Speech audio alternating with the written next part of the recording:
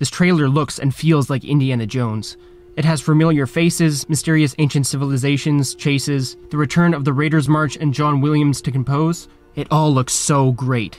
But keeping in mind the track record of the studio behind him, I have but one simple request. Dear Disney, don't kill Indiana Jones. Don't mess this up. He's the final legacy character not to be tainted with odd creative choices that change his personality. He's the last classic toy at the bottom of George and Steven's original toy box of characters. Indiana Jones 5 needs to land right. Give him a happy ending. Let him have his final ride into the sunset. I want to leave the theater feeling happy and fulfilled. This man has been through a ton. He deserves his happily ever after. He doesn't need to die to serve the story and inspire a new generation. He is the story. He's not a title so much as Batman or James Bond that can be replaced and rebooted, recast. Harrison Ford is Indiana Jones no matter how old he is. I'm Indiana Jones. So when you're gone, it's gone. When I'm gone, he's gone. Part of what makes Jones who he is being in over his head, being an active character that pushes the plot, or the emotional core that brings home a treasure greater than any relic.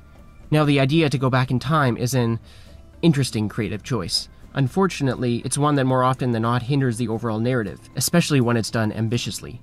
I'm really hoping it isn't literal and just refers to the flashbacks here, but I won't be holding my breath considering the title and outside rumors.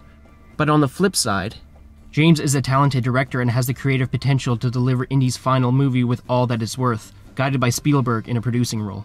They capture the narrative magic that made the original so great, the rest will fall into place.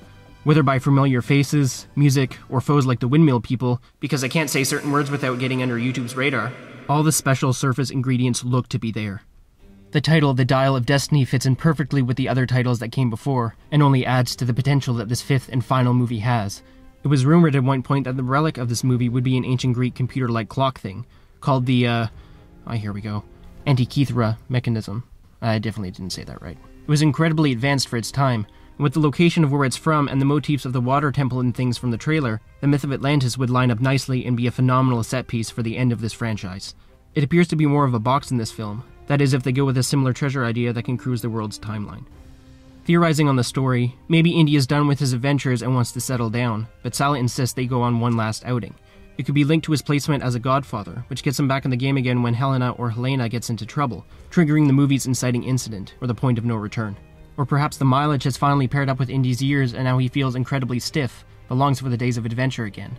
Maybe if he goes back in time to leave his family in search of that feeling of adventure, he slowly realizes he's not the same young and determined mind he once was, and chooses his family in the end to prompt a happy, feel-good finale.